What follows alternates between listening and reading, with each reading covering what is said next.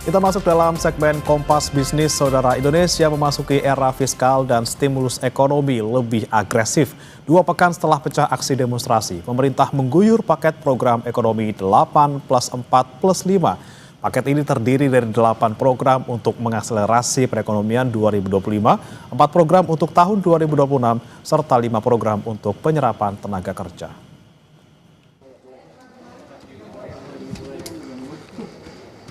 Mesin ekonomi pemerintah mulai diputar lebih keras dengan cara dan gaya baru.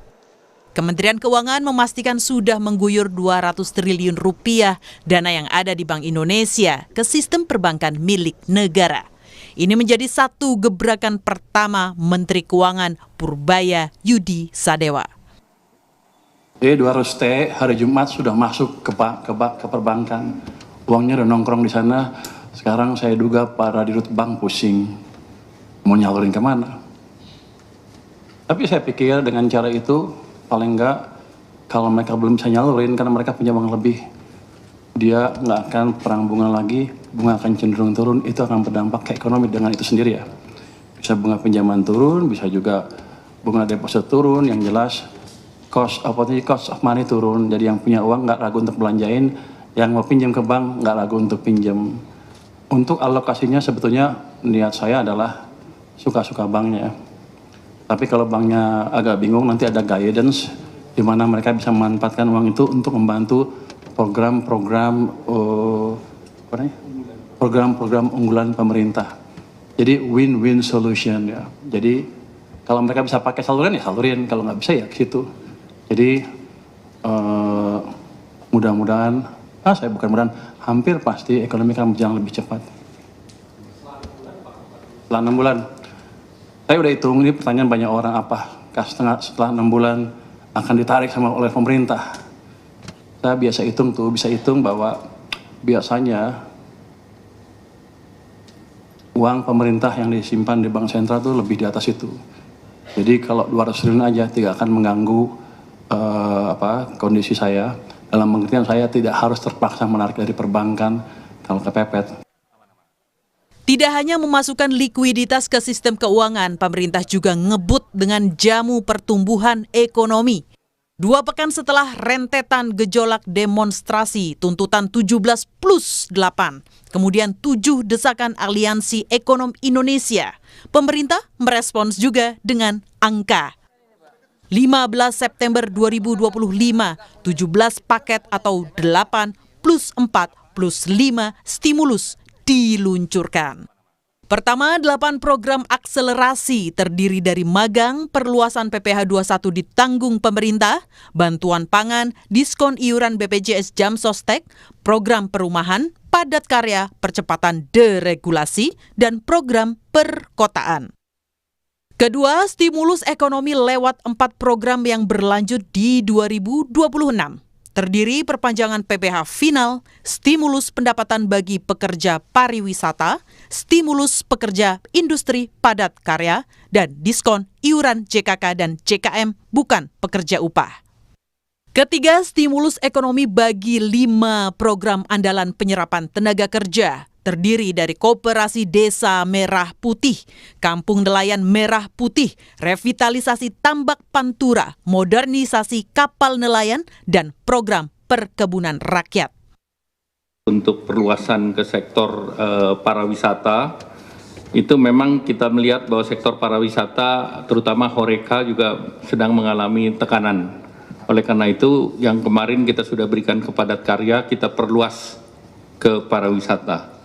Dan diharapkan 482.000 orang bisa memanfaatkan, dan benefitnya mereka bisa memanfaatkan angka 60.000 sampai 400.000 tambahan ke orang per orang, sehingga kita berharap bahwa ini daya beli bisa terjaga juga. Khusus bagi perbankan yang berperan mendorong stimulus penyerapan tenaga kerja lewat Koperasi Desa Merah Putih, Menkyu Purbaya akan memberikan diskon bunga atas likuiditas yang diberikan. Nah, bunganya itu pada dasarnya ya, nanti kan 200 triliun sudah masuk ke sistem. Uang itu bisa dipakai untuk Koperasi Merah Putih kalau sudah siap, dan kami ada instruksi ke perbankan kalau mereka pakai untuk koperasi merah putih, otomatis bunga yang kami charge ke mereka lebih rendah, jadi ke 2% dari sebelumnya sekitar 4% ya. Jadi otomatis seperti itu. Jadi nggak ada lagi cost tambahan bagi Himbara ya. Jadi harusnya sih akan berjalan mulus. Cuma nanti kita gebrak-gebrak biar lebih cepat aja. 10 tahun perjalanan fiskal di bawah kendali Menteri Keuangan Sri Mulyani, kebijakan Indonesia memakai pendekatan prudent dan disiplin.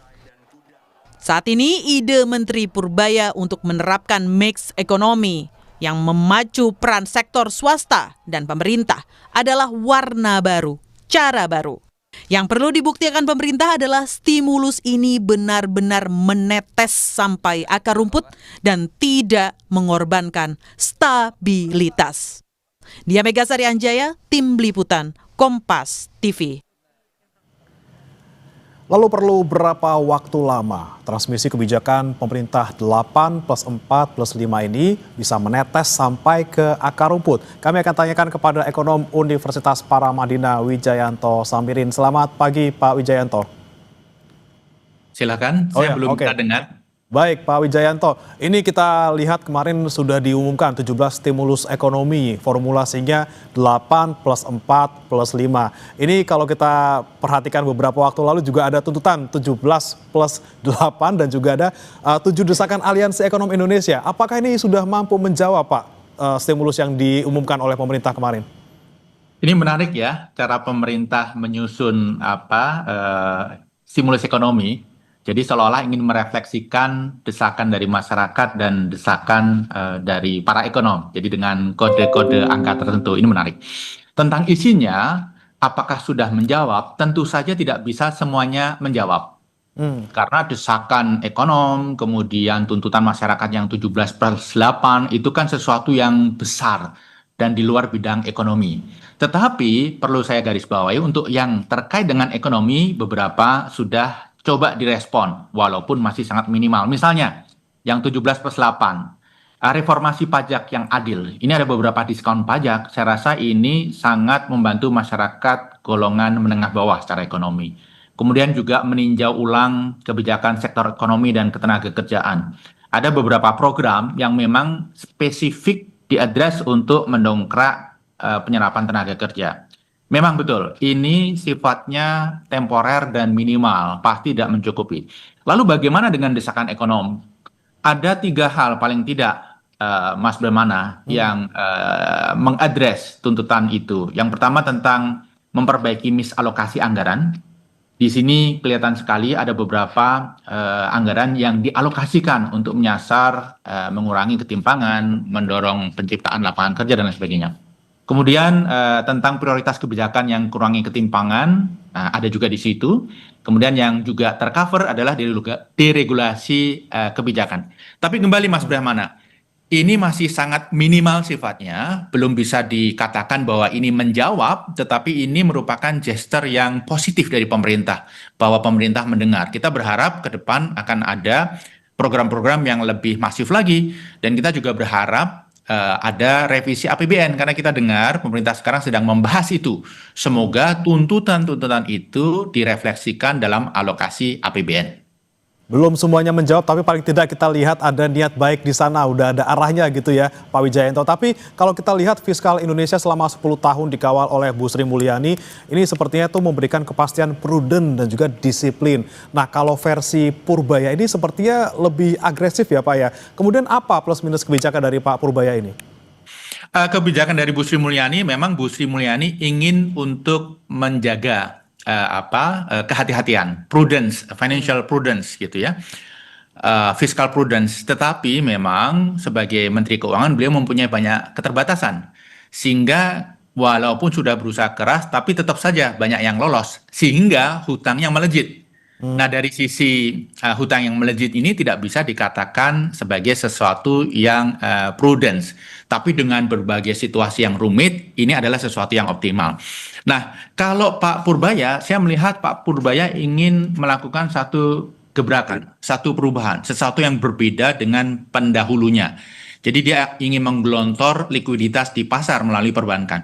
Sebenarnya ide ini sudah muncul sejak zaman Jokowi jilid 1, tetapi memang waktu itu tidak mendapatkan cukup dukungan. Nah, sekarang momentumnya muncul ketika Pak Purbaya sendiri menjadi Menteri Keuangan. Apakah ini bisa dikatakan lebih pro growth? Saya rasa belum tentu begitu, karena kita harus melihat gambar besarnya.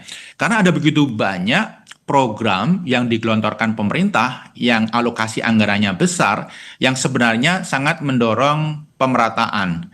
Dan dari sisi fiskal memang agak mengkhawatirkan karena spending besar-besar tersebut. Lalu 200 triliun yang digelontorkan ini apakah akan menjelma menjadi growth? Rencananya begitu. Tetapi faktanya belum tentu. Karena permasalahan kita kan permasalahan demand saat ini. Likuiditas perbankan kita sebenarnya tidak menghadapi permasalahan. Permasalahannya justru di demand, di mana sektor usaha termasuk UMKM itu tidak melakukan ekspansi karena merasa situasi ekonomi belum kondusif. Jadi arahnya akan growth, tetapi realitanya apakah growth atau tidak belum bisa dijawab hingga detik ini. Yang dikhawatirkan justru growth tidak terjadi, tetapi prudensial fiskal itu sedikit kendor. Oke, tapi kalau kita lihat secara keseluruhan dari 17 stimulus yang 8 plus 4 plus 5 ini secara garis besar gitu Pak, apakah memang ini lebih ke arah growth dibandingkan stability dan bagaimana kemudian bisa mencapai keseimbangan antara keduanya? Tadi Anda sampaikan ini growth-nya bisa jadi tidak terlalu, terus stability-nya juga bisa kendor. Seperti apa menjaga kestabilan, keseimbangan antara keduanya? Ya, kalau dari paket yang baru saja diumumkan, ini kan nilainya hanya 16 triliun. Jadi sangat minimal untuk berbicara masalah growth, sangat minimal untuk berbicara masalah stability. Tetapi memang komponennya menggambarkan beberapa faktor tersebut. Yang menarik adalah sebenarnya yang 4 plus 5, terutama yang plus 5. Karena ini betul-betul ingin menyasar kelompok-kelompok yang selama ini tertinggal secara ekonomi. Mereka yang bergerak di bidang fishery, perikanan, nelayan, kemudian pertanian, mendapatkan alokasi perhatian yang luar biasa. Tapi kembali, apa yang disampaikan di situ kan masih garis besar. Kita belum lihat detailnya. Detailnya nanti baru terefleksi dalam revisi APBN. Kita berharap dari 17 ini kemudian dilanjutkan menjadi lebih konkret dalam bentuk alokasi APBN. Karena alokasi APBN itu menggambarkan keberpihakan politik pemerintah yang sedang memimpin. Nah ini dia, kemudian political will di sana bermain untuk menjawab stimulus ini, tapi Pak Wijayanto kita akan bahas usai jeda berikut. Saudara tetap bersama kami di Kompas Bisnis, kami akan kembali. Kembali di Kompas Bisnis, saudara, kita masih membahas terkait dengan stimulus baru yang digelontorkan pemerintah untuk tahun ini dan juga tahun depan. Masih bergabung bersama kami ekonom Universitas Paramadina Wijayanto Samirin. Pak Wijayanto, kita lanjutkan kembali tadi terkait dengan stimulus yang ada 17 ini. Tentunya kita butuh dukungan politik di sana. Kira-kira siapa saja nih Pak yang perlu berubah dan juga apa bentuk dukungan political will ini? Ya, 17 hal ini kan melibatkan hampir seluruh kementerian. Jadi perlu kerja bersama, kerja keras dari seluruh kementerian untuk mewujudkan ini. Nah, political will yang diharapkan tentunya dari pimpinan tertinggi, dari Pak Presiden. Karena hanya dengan dukungan beliau ini bisa jalan dengan baik. Nah, mumpung ini sedang dalam proses revisi APBN, saya juga ingin menyampaikan permasalahan utama yang kita hadapi saat ini, fiskal kita saat ini adalah ada begitu banyak pengeluaran-pengeluaran masif. Sehingga membuat pengeluaran lain tidak mendapatkan tempat. Sehingga fiscal space-nya terbatas. Sehingga perlu berbagai manuver yang sebenarnya menimbulkan permasalahan-permasalahan baru. Misalnya burden sharing, kemudian gelontoran likuiditas 200 triliun dan lain sebagainya. Kalau ada political will yang kuat dari Presiden, misalnya beliau berkenan agar MBG ditunda pelaksanaannya sehingga growth-nya lebih sustainable. Kemudian 80.000 koperasi merah putih, 3 juta rumah untuk rakyat. Kalau itu bisa rekalibrasi ukurannya, maka sebenarnya kita tidak mempunyai masalah fiskal yang signifikan Dan sebenarnya itu bisa dialokasikan untuk hal-hal yang sangat penting. Yang sekarang ini Menteri Keuangan dan Menteri Ekonomi berusaha keras untuk mencari fiscal space dengan beberapa langkah kreatif yang belum tentu ini aman di masa mendatang. Jadi political will paling ultimate adalah dari Presiden Prabowo. Kalau beliau berkenan mengizinkan rekalibrasi 3 program utamanya tersebut. Kita harus pahami bahwa Pak Prabowo itu akan memimpin 5 tahun ke depan, bahkan 10 tahun. Sehingga menurut saya tidak ada urgensinya untuk digeber di awal kalau ini menimbulkan masalah di tempat lain. Justru masalah-masalah yang kadang-kadang relatif besar dan dirasakan oleh masyarakat. Kalau ditanya political will, ya political will dari para menteri, tapi ultimate political will dari presiden melalui beberapa hal yang tadi saya sudah sampaikan. Oke, utamanya dari Pak Presiden, kemudian baru diikuti oleh menteri-menteri di bawahnya bagaimana bekerja sama gitu ya. Tapi kemudian yang jadi pertanyaan juga Pak Wijayanto, ini seberapa lama sih proses transmisi berbagai stimulus ini bisa menetes sampai ke akar rumput? Mana sih kebijakan yang paling cepat menggerakkan ekonomi? Kalau dari 17 stimulus itu kemungkinan besar semuanya akan langsung menetes karena sifatnya diterima langsung oleh masyarakat. Misalnya potongan pajak, insentif pajak, itu kan ketika melakukan transaksi langsung terasa dampaknya. Belum lagi misalnya program terkait padat karya. Proyek-proyek padat karya yang didorong oleh Kementerian PUPR, Kementerian Perhubungan. Ini dampaknya langsung karena sifatnya padat karya, perbaikan rumah, perbaikan jalan, perbaikan irigasi, maka tidak perlu tender, tidak perlu izin. Langsung bisa seketika digelontorkan, menciptakan lapangan kerja, menciptakan daya beli. Kemudian yang lain juga misalnya perbaikan pemukiman yang dilakukan di Pemprov DKI. Ini berbeda dengan membangun rumah baru, berbeda dengan 3 juta rumah rakyat yang perlu visibility study, proses kredit, pembangunan, perizinan, mungkin timeline-nya 1 tahun. Kalau renovasi rumahnya sudah ada, begitu digelontorkan dana, pekerjaan tercipta, kemudian ada perputaran ekonomi, kemudian ada peningkatan produktivitas. Nah, dari 2 program ini, Mas Bremana, yang padat karya, tunai, kemudian perbaikan pemukiman, ini bukan konsumtif sifatnya, tapi ini sesuatu yang meningkatkan produktivitas. Jadi sudah menstimulus ekonomi, menciptakan lapangan kerja, dan meningkatkan produktivitas. Nah, ke depan ketika pemerintah mempunyai ide untuk memberikan stimulus ekonomi, hal-hal seperti ini yang sebenarnya menurut saya perlu dikedepankan dan perlu menjadi prioritas. Karena ini tidak hanya sifatnya konsumsi yang begitu diberikan hilang. Oke, efek instan tapi tidak hanya untuk konsumtif tapi juga untuk produktivitas gitu ya Pak ya. Iya. Terakhir Pak Wijayanto, ini kan kalau pemerintah memberikan stimulus, ini artinya pemerintah menyadari ada yang tidak bergerak di sana. Kalau menurut Anda Pak Wijayanto, di angka berapa kira-kira proyeksi pertumbuhan kuartal 3 ini? Ya, sebenarnya angka pertumbuhan kuartal kedua kemarin kan juga dipertanyakan banyak pihak gitu ya. Angka 5,12 itu justified atau enggak. Setelah kita lihat perhitungannya, memang ini sedikit lebih tinggi dari seharusnya gitu ya. Ada beberapa metodologi yang menurut saya kurang proper. Nah, sebenarnya kuartal kedua itu kurang dari 5 menurut saya.